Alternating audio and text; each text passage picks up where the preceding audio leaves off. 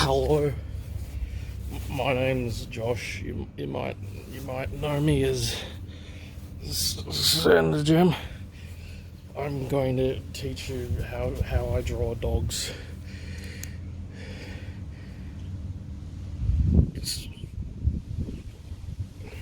Teach you how to draw dogs.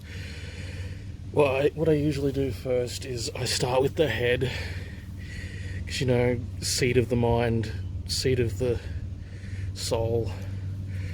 Let's put a head over here. Pick any shape you want.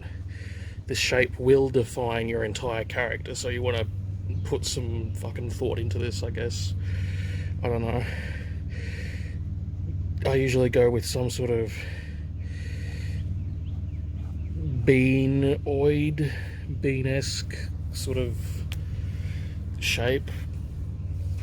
Like, as you can see here, this is some sort of like fucked up pinto. But yeah, anyway, then I usually do the eyes, second most important thing, window to the soul. Like I said, the soul is in the head, therefore the holes in the head are what you look to look at the soul. Pupils, ants, nose, so they can smell. Could be like a body sniffing dog, could be a drug sniffing dog, could be,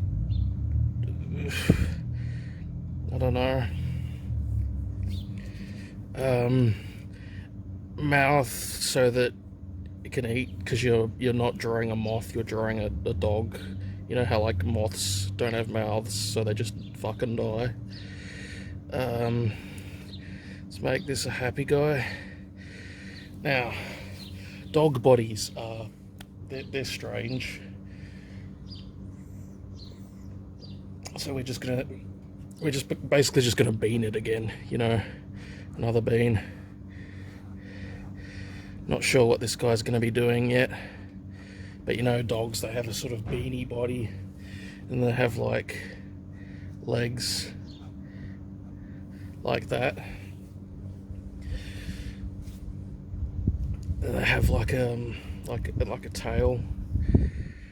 Oh shit, he hasn't got ears. We gotta give him ears. He's got sort of, might be a terrier or some sort of terrier, some sort of awful fucking yappy little thing.